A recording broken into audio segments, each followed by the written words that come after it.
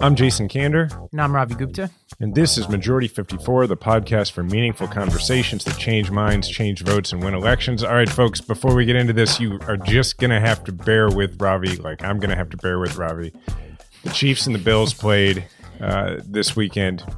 I don't know the result. As far as I know, the game was called off, but Ravi, go ahead. Well, I'm going to give you the same courtesy you gave me, which I don't remember exactly, but I think you took it easy on me. I honestly, like, it's such a black hole in my memory. I vaguely remember you being really nice to me after that. I had to be. You were rendered mute for 24 hours. I was worried about you. I remember, I have such respect for your wife. I think the only tense moment we've ever had was when she was trying to cheer me up in your living room after the game, and I snapped at her, and I felt so bad about it. I was just like, don't talk to me. I felt terrible about that. But I don't think I ever talked about this, but after that game, I went, the playoff game, not this one. I went to, I had an Airbnb in Kansas City. I ordered like junk food.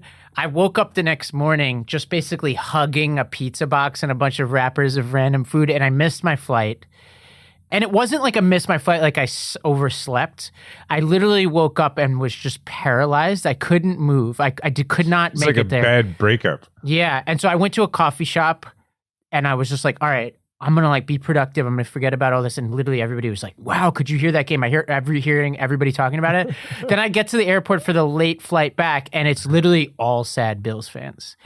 It's like, in the sort of realm of sports sadness, it was definitely the most sad sports day I've ever had. But on the positive side, I think it's cool to just have the rivalry. It's cool that we do this podcast. Mm-hmm. I know some people hate, but even I get some messages from people who don't even like football, and they're like, it's just a ritual now that people know that this is what we're going to talk about at the beginning. But it is great that the two greatest football players alive happen to be the players for our respective teams. It's really fun, and this is back and forth.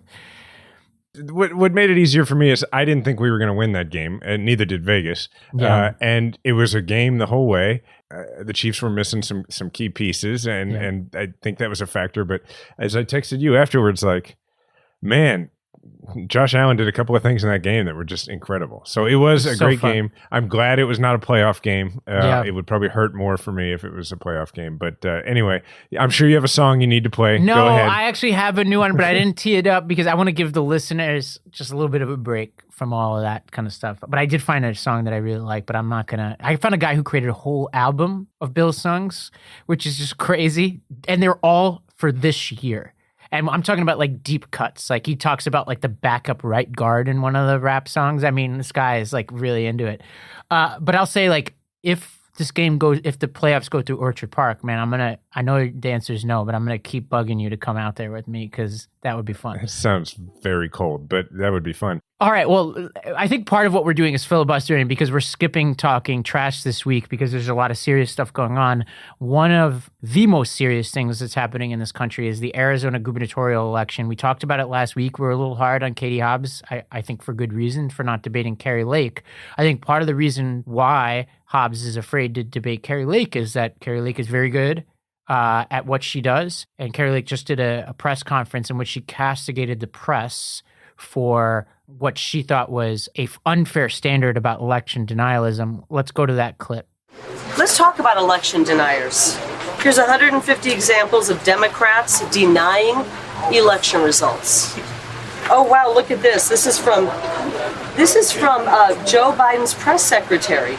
Reminder, Brian Kemp stole the gubernatorial election from Georgians and Stacey Abrams. Democrats saying that. Is that an election denier? Oh, look at this. Just heard Republican Ryan Costello said it would be difficult for Stacey Abrams to win because she lost her state bid, but yet she's still claiming she never lost. This is outright. Hillary Clinton. Trump is an illegitimate president. Is she an election denier? This one says, was the 2016 election legitimate? It now definitely is a question worth asking. That's the Los Angeles Times. So it's okay for Democrats to question elections, but it's not okay for Republicans. This is some, a high-level craft, I guess, scary stuff. How should our listeners deal with these kind of claims? Like, hey, Democrats and Republicans deny elections. Well, before we get to that, I wanted to officially declare this a Kari Lake emergency because, like in the original notes that we had here, you had this press conference as possibly under talking trash, and then we talked about it beforehand, and it was like, we don't have any trash to talk on it. It's just quite a performance, and it's an emergency. Like, Kari Lake is extremely skilled at what she does, and I think everybody should consider this an emergency. When you see somebody, she was a news anchor for a very long time, and there is a difference between people who are extremely comfortable on camera as broadcasters and people who are not. And interestingly, that difference is that you end up seeming more natural and more relatable. The longer you spend in front of the camera, it's an inverse to what you would expect, right? You would think that people who were on TV all the time, that maybe they would seem more out of touch when they go to try and make political arguments and be politicians. But no, there's something to the more often you do it, the more genuine and more authentic you can seem, the more comfortable you are. I can remember personally, the second time I did Bill Maher, I was on there with Andy Cohen, and Andy's a friend of mine. And I remember having this moment halfway through where I was watching Andy while we were doing the show, and I was looking at Andy, and I remember having this thought, like, this dude doesn't seem like he's on TV at all. Like, this is exactly, like, without any distinction, this is exactly how he is when he's not on TV. And I remember thinking, that is such a gift. That's how much TV this dude has done. And Kari Lake seems like that. She's done so much TV that she can take this argument that is a totally bogus, crazy town argument, that it's completely normal to deny elections in this country, and have me watching it going, well, that kind of makes a lot of sense. And then I snap out of it. Like, that's the emergency. The emergency is that she, presents this claim and you go, well, that's a pretty good point. Yeah. It's scary.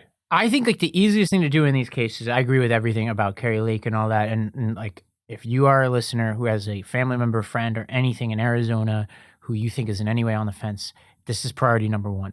Call that person and beg them not to vote for Kari Lake. And let me give you just one piece of ammunition for not just the Kari Lakes of the world, but the hundreds of candidates that we're all dealing with around the country who are engaging in election denialism. And this is going to be at your dinner tables, at your family gatherings, in conversations with your family and friends who are on the fence. They're going to bring this argument to you. They may have already. Now, with Kari Lake, it's hard to, in real time, be like, all right, you're throwing out like 10 claims at once. But pick the most prominent one, which is Hillary Clinton. The idea that Hillary Clinton denied the results of the 2020 election. Here are just a few facts here. Number one, Hillary Clinton conceded the election the night of the election, and then the next day, which is November 9th, she gave a press conference in which she said, quote, "Last night I congratulated Donald Trump and offered to work with him on behalf of our country. I hope that he'll be a successful president for all Americans. This is not the outcome that we wanted or worked so hard for, and I'm sorry that we did not win this election." She then showed up to the inauguration, right? And she didn't throw all these lawsuits out. She didn't whine about the election. She moved on, right? Now, there are probably some extraneous comments she made where she was hurt, and she may have been like a very mild case of being a sore loser. But you contrast that with Trump. We all know what he did. He denied the election every step of the way. He encouraged and bullied his vice president to try to overturn the election results, the U.S. Senate. He was calling state election officials, including on tape. We have him talking to the Georgia Secretary of State, asking him to find over 11,000 votes to overturn the election results. He instigated an insurrection. And then only after that did he have the courage to finally say, quote, this is his January 7th statement, "A new administration will be inaugurated on January 20th. Didn't attend the inauguration. That's the maximum we get from him. And then he goes back to election denialism and then supporting candidates all across the country who are denying elections. We've got hundreds of election deniers around the country that are largely a result of this rhetoric, and they're candidates that Trump supports. It is his litmus test. That's different. I know our listeners know that, but I would pick that one case and just be like, that's an absurd example. I think that's a great point. I think if you have to go deeper than that, I guess because people are going to come back at you with the quotes from Hillary Clinton, with the quotes from Stacey Abrams. And I guess the way to handle that is to say, look, At no point did they ever challenge the vote totals. No. That's a difference, right? Is that, Hillary Clinton, when she was saying that he was illegitimate, was talking about the influence campaign by Russia, and she was casting doubt not on the election, but on the campaign and on the activities of Trump, right? And then in Stacey Abrams' case, she never challenged the vote totals on election day or in the election. What she challenged, understandably, I think, was the fact that a ton of registrations had been thrown out by Kemp, who was the Secretary of State. They seemed to be very legitimate registrations, and they were thrown out, not allowed by him prior to the election. Her argument was more, there were a lot of people who were not allowed to vote, who should have been allowed to vote.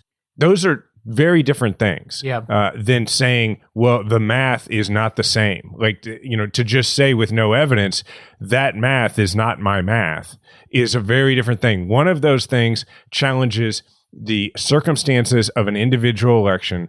And the other thing, what Kari Lake and what Donald Trump and the rest are doing, is saying that democracy in America doesn't actually work. That's two totally different things. Yeah, I'm totally with you, Ed. So I think obviously you get only so far by playing defense here, but I do think it's really important defense. We cannot concede this point. We cannot concede that the two are the same. And we have to fight back with everything we have. And Stacey Abrams is the prominent example, right? Like you talk about, her lawsuits, not one of them would have resulted in overturning the election. That's the difference. That's a great point. Not one of them would have resulted in that. And like you said, like she had a pretty decent case for the things that she was saying and still wasn't trying to overturn the results of the election. And we could quibble about whether she's going about the messaging right or whatever, but it's just different. And she's running for governor of Georgia. She wasn't the presidential nominee. So even if you concede, which I don't, that something she was doing was inappropriate, it is different than the nominee of the president and then hundreds of candidates around the country. They pick one, right? But this is what they do. They're like, is there some Democratic candidate with extremely insane rhetoric about elections? I guarantee it, right? But this is what they do. They find the one little kernel of something even approximating what all of their candidates are doing and saying, well, we're just the same. And you cannot concede that. I think you make the most important point there, which is that in none of the cases that Kari Lake brought up did any of those candidates try and change the result of the election and try and undo who won. They didn't try and go back and get that changed. And that is a massive difference. Jason, I know it was probably a tough night of sleep on Sunday, but I know it could have been worse because, you and I, we both have Helix mattresses. What I love about them is they're personalized. So you take this quiz, they line you up with the mattress that's perfect for you. How's that mattress treating you right now? Pretty good. Actually yesterday I got back from being out of town and I just really needed a lot of sleep. And I had a lunch meeting that started at 11, and I have children, so I usually don't even need to set an alarm because I wake up at 6:30 every morning. It just happens. But we got back late, and the kids were at their grandparents, and so they weren't here. And with no children in the house and no responsibility to wake me up, I was very nearly late to my 11 o'clock lunch. Oh, my God. And so which speaks well to the mattress, I would say. Well, they're offering up to $200 off all mattress orders and 2 free pillows for our listeners. You can go to helixsleep.com/majority54. With Helix, better sleep starts now.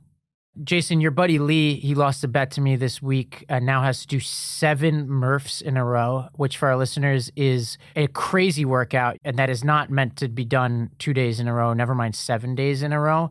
And I think what we need to do is send him an extra supply of Athletic Greens, because if I know anything, Athletic Greens AG1 is the best way to recover fast. Yeah, Lee's going to need it. I couldn't believe he made that bet. But so what is this stuff? I mean, if you don't know, what podcast have you been listening to? With one delicious scoop of Athletic Greens, you're absorbing 75 high-quality vitamins, minerals, whole food sourced superfoods, probiotics, and adaptogens to help you start your day. It's got all the stuff you need. Right now, it's time to reclaim your health and arm your immune system with convenient daily nutrition. It's just one scoop in a cup of water every day. That's it. No need for a million different pills and supplements to look out for your health. Athletic Greens is going to give you a free 1-year supply of immune-supporting vitamin D and 5 free travel packs with your first purchase. All you have have to do is visit athleticgreens.com/majority. Again, that's athleticgreens.com/majority to take ownership over your health and pick up the ultimate daily nutritional insurance. Well, let's talk about this appearance that Barack Obama made over at Pod Save America with our friends over there. It's, making some waves here. Obama has, I think, been a little bit careful about lecturing Democrats or young people or things like that. Like he every now and then, I think, wades into the debates about the future of the party. But it seems like I'd been hearing behind the scenes that he's had certain misgivings about the direction of the party over the past few years. And every now and then at his summit, like I went to a summit a couple of years ago that he did where he talked about like the need to show a generosity of spirit to people with different opinions and all of that. But this was the most specific and thorough he's ever been. Let's play one clip in particular that I thought was really striking. I think where we get into trouble sometimes is when we try to suggest that some groups are more, because they historically have been victimized more, that somehow they have a status that's different than other people, and that we're going around scolding folks if they don't use exactly the right phrase, or that identity politics becomes the principal lens through which we view, our various political challenges. And to me, I think that for a lot of average folks ends up feeling as if you're not speaking to me and my concerns, or for that matter, my kids' concerns and their future. So, Jason, this is about as pointed as I've ever heard him. When you heard this, where did your mind go? My mind went immediately to the people who I always hear from in the party whenever we talk about this on the show, who kind of come at us on social media and that kind of thing with what I consider to be sort of this purity test angle on liberalism.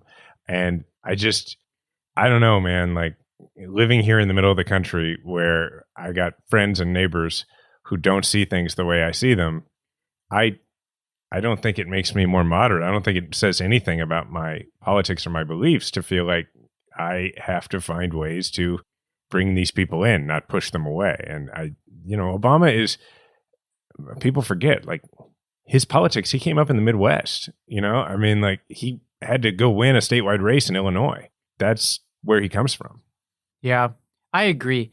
I squarely am with Obama on this. And I know there's a lot of disagreement within the party on this, although I do think the majority, and in some cases the vast majority, is with us on this. The man left office with a 59% approval rating.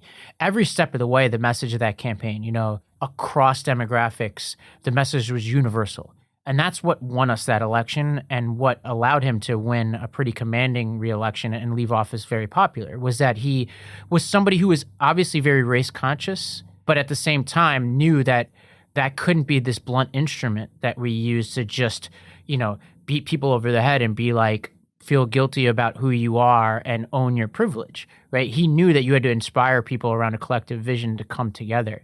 And I think in some ways what he is saying is that we've lost that a little bit over the past few years.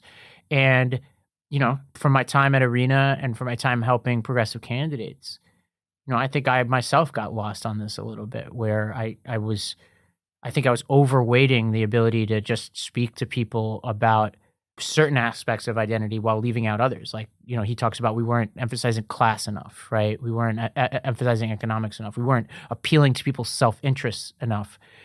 And I'm just like a big yes. Like, I think he's right. I think a lot about the idea of what is the experience like to be in the right wing, or an independent white man who tends to lean conservative. Like, emotionally, what is that experience like? And I keep going back to the idea of kind of what Obama talked about, like the idea of, well, we can be kind of a buzzkill. And right or wrong, a lot of times people do that because it's easier. Because if you if you are a guy from the suburbs or whatever, and you're a white man, and like, let's be honest, like white men and white women are where we need to, in terms of persuasion, it's where we need to grow. Increasingly, unfortunately, also the Hispanic population, because we have to get some folks back. But in the same sense, it's often men. It's often like trying to get men to come around. Now, there's a whole other argument you can make about like getting more folks who are already with us registered and turned out. That's a different conversation. In the persuasion conversation, which is what Obama's talking about, you have to keep in mind that if you are surrounded by other people like you, it's just easier. And frankly, like, it's not as much fun to try and see things the other way. So what is it that we have to do in order to get people to see things from another perspective? I think what Obama's saying is we have to make it their perspective. We have to match it to their perspective. That's, what we classify as self-interest, which means you can't just be like, hey, you have to consider what it's like for this person. You have to go the next step and be like, if this person is harmed, this person who is unlike you, here's what that does to you and your family. Here's why it should matter to you. I mean, it goes all the way back to his speech in 2004 at the convention when he talked about the idea that, hey, when you take away the rights of somebody, because he was talking about the Patriot Act at the time, if you violate the rights of somebody in a blue state, it affects people in a red state. It takes their rights away too. Like, that's the universality of it. Yeah, and it simplifies people in a way that they resent. So, when I've been going around the country, I was in Lehigh County, for example, and I was reporting out even on this podcast. I spent a lot of time with Hispanic voters there, and a lot of them are Republican-leaning Hispanic voters now. And what I continually heard from them is, I feel like the Democratic Party treats me like a single-issue voter, like it's immigration only, and like that's the only thing I care about. But I'm like anybody else, right? Like I care about my small business. I care about my schools, et cetera. And I think a lot about, there's this press conference. I don't know if you saw this. Todd Bowles, the coach of the Buccaneers, the football team, was asked in a press conference last week. Reporters kept trying to get him to talk about how, there was a coaching change, I think at the Panthers, where there was an African-American coach. And they kept asking him, like, how do you feel about this coach and the fact that there's another coach like you and yada, yada, yada. And Bowles' response was really interesting to me. It felt like he resented having, like, to be simplified that way. He was like, I'm a coach. I love a lot of coaches, right? He's like, there are coaches who are white that I love, and I love to see them step up. And then there are coaches who are black. And you could see he was just worn out by the image that the press had of him as this guy who would speak to this as a black issue and not as a football issue, right? And I think that it gets to the fact that there are some people who just don't want to be distilled down to one characteristic and spoken to only because of that characteristic. And I know it's complicated because, like, in order for us to make progress, we have to take that into account. Like, the affirmative action debate is a really good example of that. But I think we've been a little too reductive. Well, it gets to another part of that interview that I thought was really interesting, where President Obama talked about his mother-in-law trying to learn the right phraseology. Sometimes people just want to not feel as if they are walking on eggshells, and they want some acknowledgement that life is messy and that all of us at any given moment can, say things the wrong way, make mistakes. Michelle talks about her mother-in-law, or her mother, my mother-in-law, who is a extraordinary woman. But as Michelle points out, she's 86, and sometimes, trying to get the right phraseology when we're talking about issues, Michelle's like, that's like her trying to learn Spanish. It doesn't mean she shouldn't try to learn Spanish, but it means that sometimes she's not going to get the words right. And that's okay, right? And that attitude, I think, of just being a little more real and a little more grounded is something that I think goes a long way in counteracting what is a systematic, the systematic propaganda that I think is being pumped out by Fox News and all these other outlets all the time. I have to assume what he's talking about are, the phrases that the left uses that, that the other side calls woke, right? Like whether it is trying to be respectful of getting people's pronouns correct or capitalizing black when you write it, all this stuff, right? That you and I work hard to keep up on, but I think a lot of that is because we do things in broadcasting and we speak to a large group, and like we want to make sure we're being respectful and getting that right. But is it fair for us to have the same level of expectation of others? And this is the buzzkill part that he's talking about, the eggshell thing of making people feel like they have to be so careful that they're afraid to make a mistake. And then they feel like, well, I don't know if that's me. I don't know if I'm a part of that. Like, and it reminded me, like, actually, it was interesting because it kind of reminded me of the way he invoked his grandmother back in 08 when he was talking about race and trying to give an address that would bring people together and help people understand each other. But it also reminded me of not very long ago when my own mother, who's very much a liberal, asked a question very earnestly. And her question was, what does woke mean? Because she had heard it so much, but she had only heard it invoked in a negative way.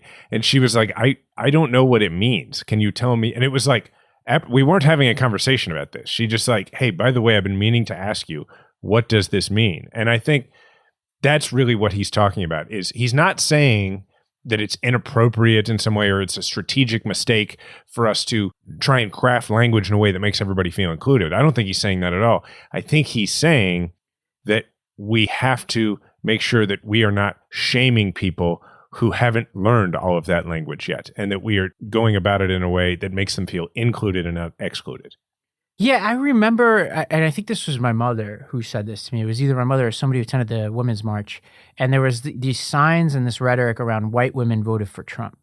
And I'm like, there's a way more precise way to talk about this. My mom didn't vote for Trump, right? So what are we getting out of using slogans like that are so reductive?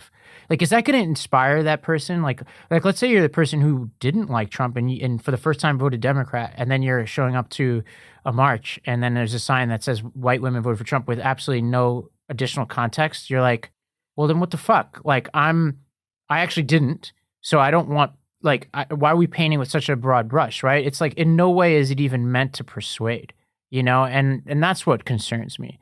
And I think this is a good transition to when we talk about the midterms now. There's polling now. New York Times just came out with a poll with Siena that shows Democrats slipping. And speaking of white women, in the context of the poll, we're losing ground with white independent voters. We also, if you look at the crosstabs, we're not as good as we need to be with Hispanic voters.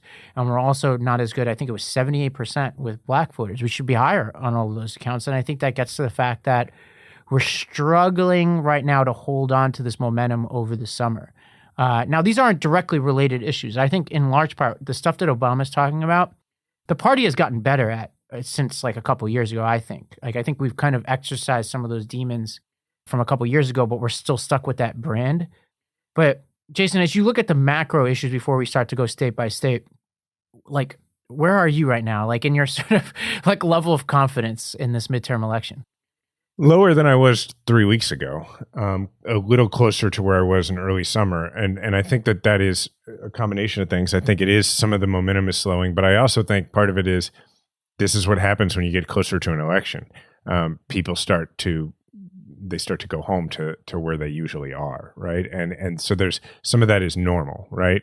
And the basic trend line, we know it for a midterm election, is that people tend to vote against the party in power, meaning the party in the White House. And in this case, we are the party in power. I mean, in every way other than the Supreme Court, which has kind of been the saving grace that people feel like because of the Supreme Court, saving grace politically, not for the country, but people feel like there is this right-wing bit of power out there because there is. But I just am trying to consistently remind myself that this is somewhat of a normal coming home by folks who tend to vote Republican.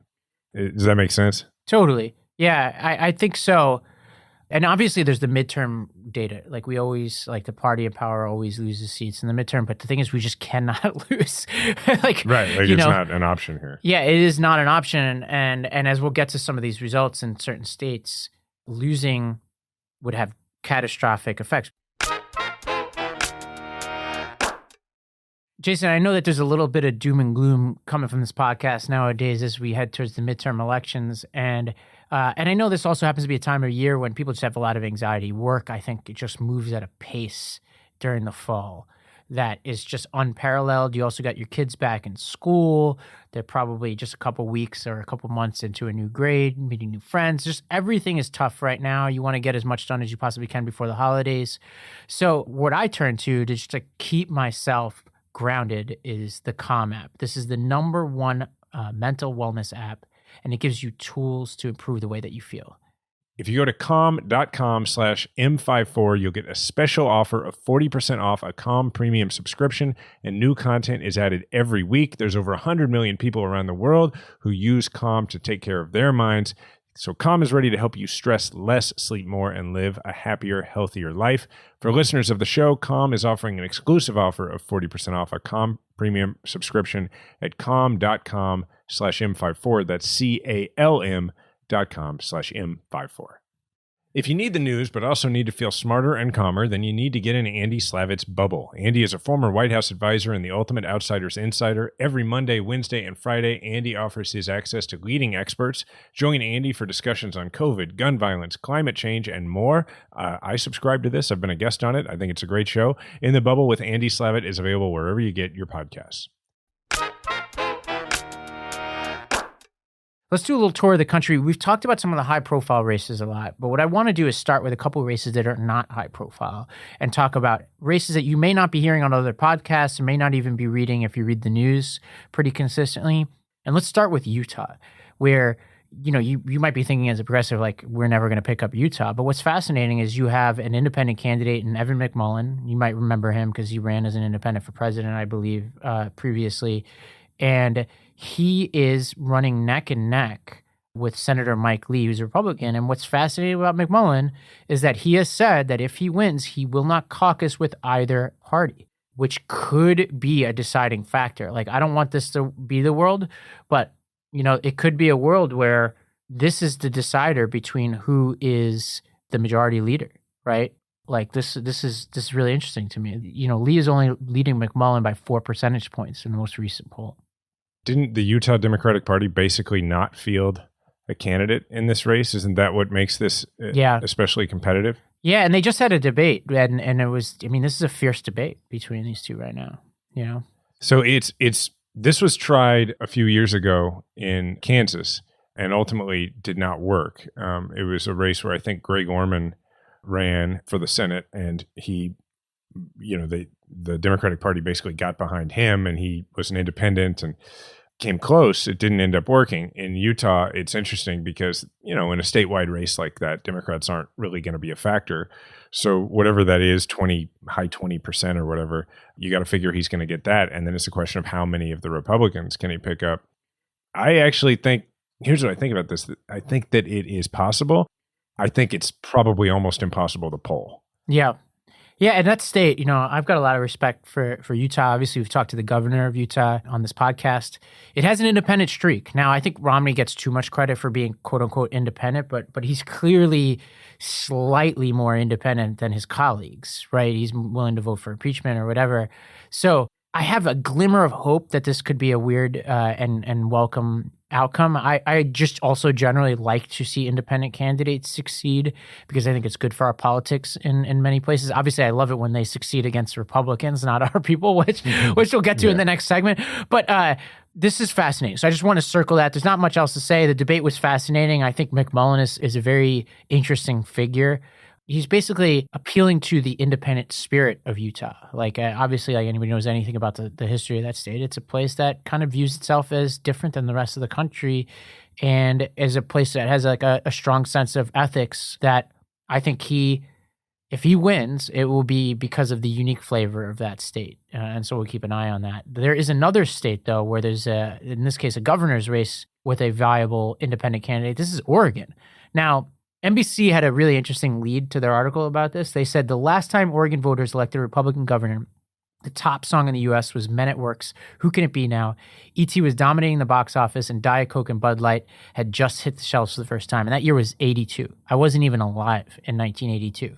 Yet, in the polling that exists right now, you have a three-way race. You have Drazen, who is the Republican candidate, who is with a slight lead over Kotek, who's the Democratic candidate. And then you have Johnson, Betsy Johnson, who is a former Democrat running as an independent. So the kind of the reverse of what was happening in Utah.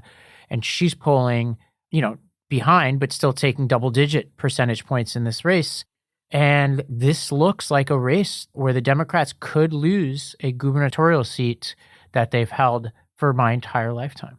What's also interesting about it is when I first saw this, I assumed that Johnson must be running to the left because it's Oregon and taking a bunch of votes away from the Democrat that way. But actually, she's pro-choice, but she's also against common sense gun safety regulations. So it's much more of like an eclectic sort of Jesse Ventura style campaign. And what I don't understand is why that's not taking some votes away from the Republican. And I suppose that must be more of an Oregon thing, right? Yeah.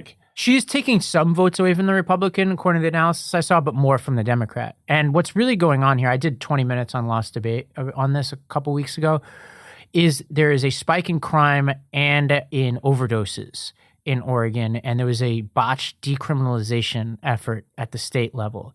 I think that combined with some really messy stuff that's happened in the city of Portland, that kind of mirrors, in a sense, some of the stuff that happened in San Francisco, where there's just a revolt of progressives and Democrats and independents who are just kind of fed up. And the decriminalization stuff is a classic example of really good intentions with really poor follow-through. And what I did in the segment for Lost Debate was I compared it to Portugal, which is a country that did decriminalization right, where they were able to decriminalize drugs and push people into treatment. Whereas Oregon, it was just kind of one of these things that progressives do from time to time where they just kind of roll out bold policy and then they either are lazy or inattentive to the details. And that's part of what the backlash is here. Now, do I think a Republican candidate is the answer? Usually no. I don't really know a lot about this Republican, but it is a statement, whether the Democrat wins or loses, it is a statement, in my opinion, to Democrats across the country to take implementation really seriously, because even in a pretty blue state, people are really frustrated. It just goes back to the thing we always talk about, is that you still got to do the job, particularly for something like governor. Right. That competency still really matters.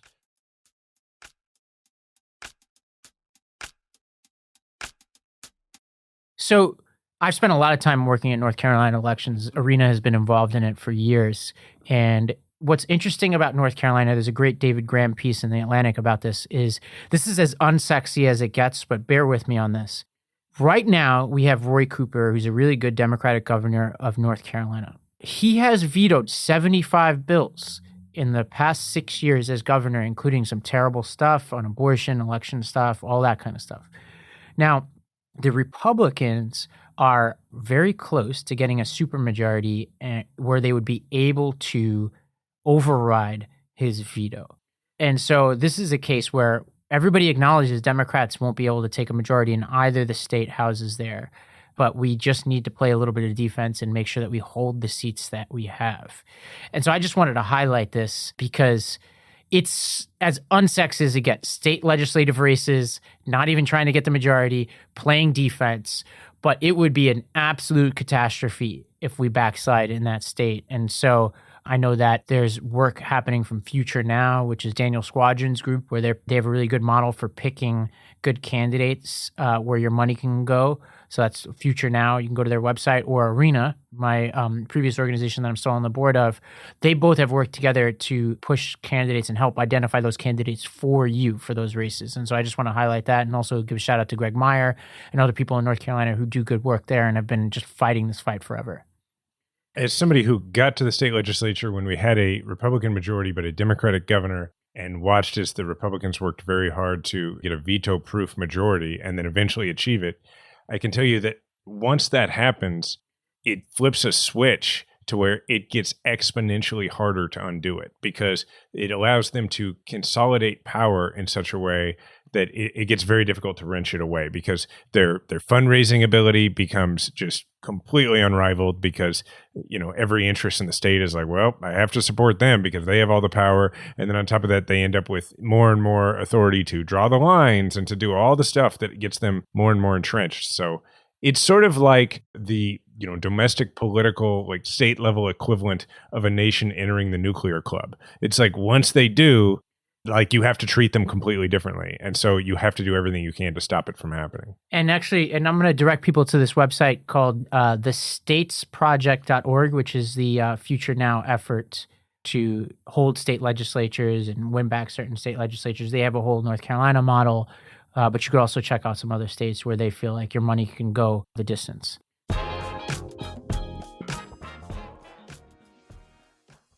So there are a couple other states that I just want to point people to. There's some reporting out of Colorado where Republicans are going on the offensive now, thinking that they can pick up seats, depending on how you frame it. Politico framed it as Republicans thinking that in certain states like Georgia, they're backsliding, so they want to add states to the map. Some other people are painting it as, Republicans are shoring up certain states like Wisconsin and now want to add to their majority. Whatever framing you accept, Republicans are pouring a ton of money into Colorado. They just poured over $1 million into Colorado from the Senate PAC, and Democrats dumped another $9 million into that. So the polls aren't particularly close. Like 538 has Bennett at 47.6 to his opponent at 39.8.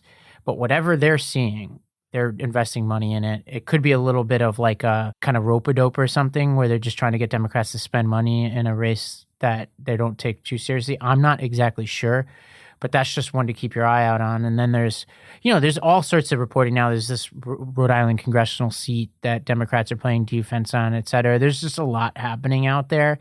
Pick a few races at each level, donate to them. If you live in a state where these races are hot, go beyond. Like for me, it's New York 11 in Staten Island. Bring that energy that we brought in 2018 so that we can close the deal in these final days, because enthusiasm is going to matter here. And then to end on sort of an upward note in terms of this rundown of races, interestingly, in Iowa, where you have Admiral Mike Franken running against Chuck Grassley, who I believe was one of the founders of the state, I'm not sure, he's now, according to one poll, and not just any poll, the Des Moines Register poll, within 3 points. So it's 46-43. And, nobody's heard anything about that race. We've been following it because our friend J.D. Schulten, in addition to being an incoming state legislator there, is also the political director for that race. Admiral Franken is now gotten to a point where he's winning independents in the state by over 10%, according to this poll. And so he's really within striking distance. And what it really all comes down to, it's, obviously there are elements where Iowa historically has been a lot more swingy. I think abortion is certainly an issue in that race. But on top of that, the individual aspect of it, the candidate aspect of it is, Chuck Grassley is really old, and he's made some statements during this campaign that I think they've done a good job seizing on to demonstrate how out of touch he actually is. And so it is possible that could be a Democratic win. It's not one that's like a toss-up yet, but it's every bit as much on our radar as Colorado certainly would be on the Republican radar. Well, Jason, one more. I know we have a ton of listeners in Kansas. It's right over the border from you over there. For our Grab an Oar and Road to the Midterms, just let's shine a light on that gubernatorial. Yeah. So Laura Kelly is the governor of Kansas. She's done a very good job the last few years. And among other things, what she's done a very good job of is fending off all of the efforts by Kansas Republicans to nationalize everything she does.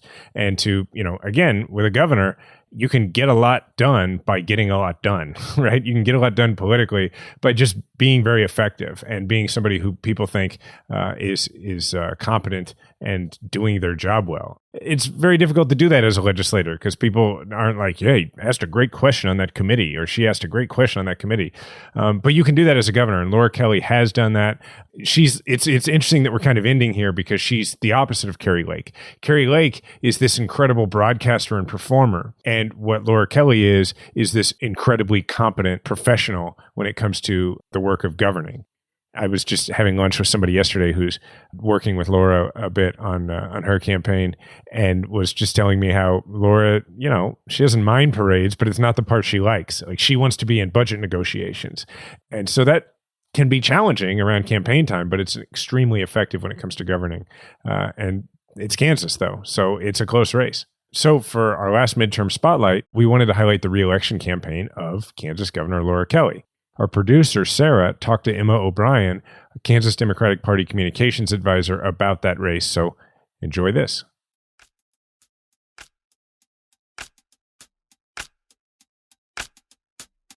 This governor's race has been gaining quite a bit of national attention, even beyond Kansas. Why do you think that the country is paying attention to Kansas this year in particular? Yeah, absolutely. I think a lot of people have just seen the success that Governor Kelly has had in, what is typically considered, a quote unquote red state.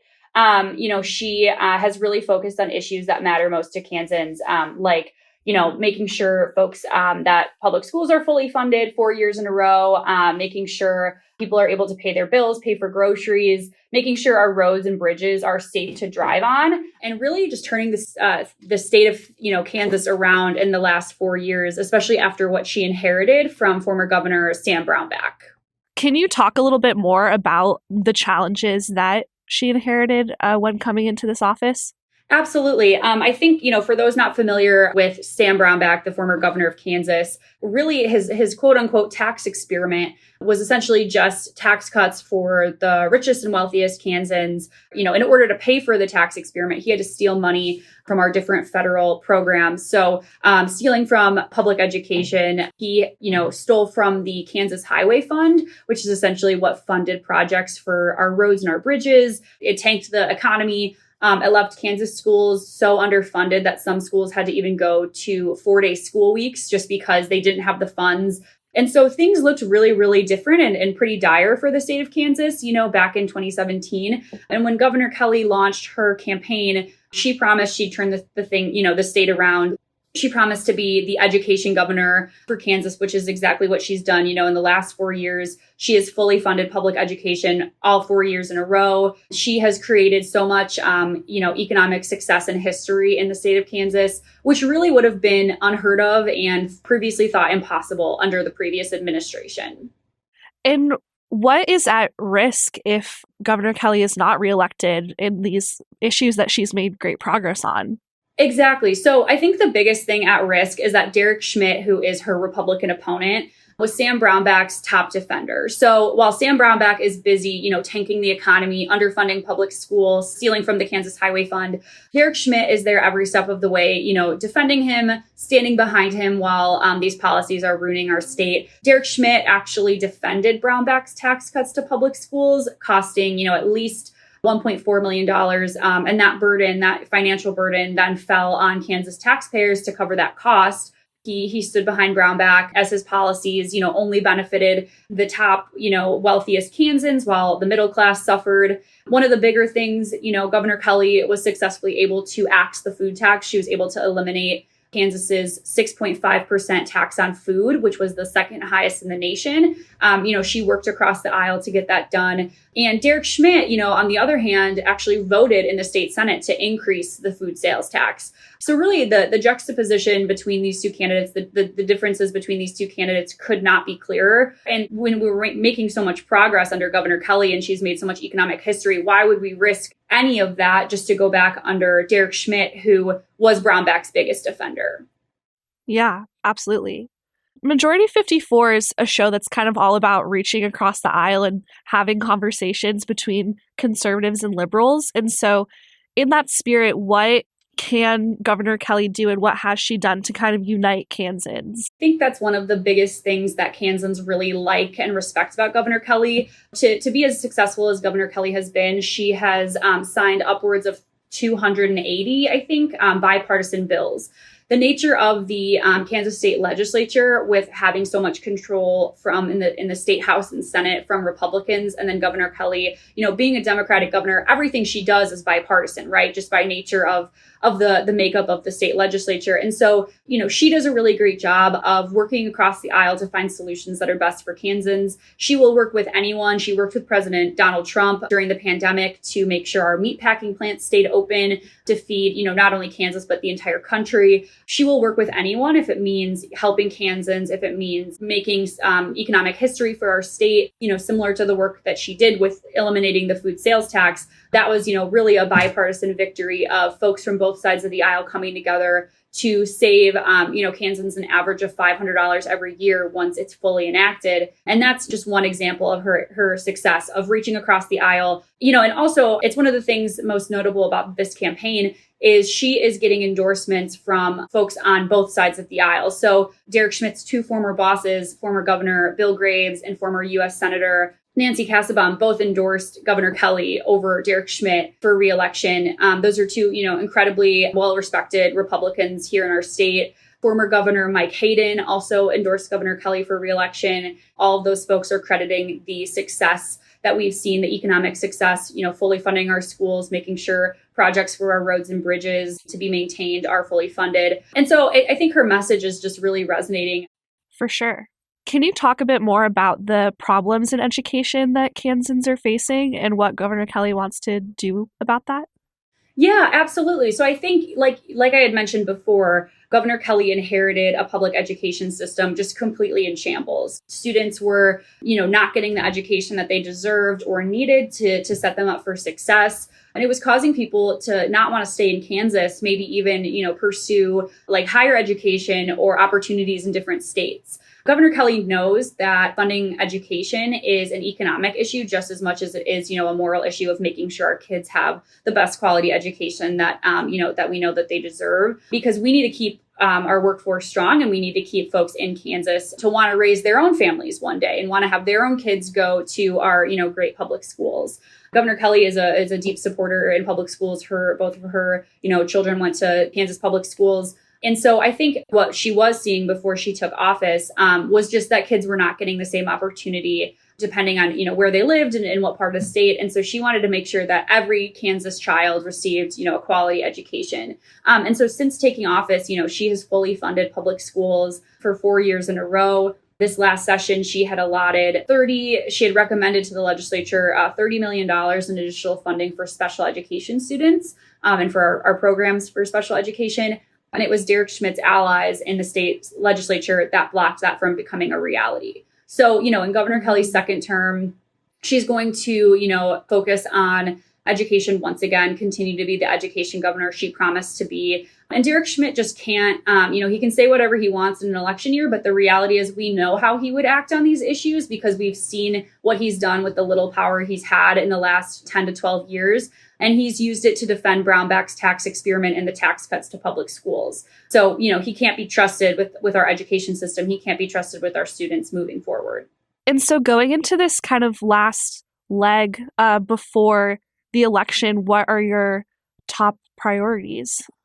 Yeah, I think it's just getting the message out there about, Governor Kelly. I think the first time in Kansas state history, we have one of the biggest voter outreach contact programs. Between now and Election Day, we are hoping to knock 1 million doors and have hundreds of thousands of high quality face-to-face conversations with swing voters who are going to be deciding this election. And I think similarly to what we saw in August, it's going to come down to turnout and turning out as many folks as possible and building on that momentum into, November. We have our coordinated campaign, Common Sense Kansas. We have over 70 staff across the state that are having those conversations with voters, getting them the information they need for this November, and just really mobilizing both voters and volunteers to show up for Governor Kelly and Democrats down the ballot.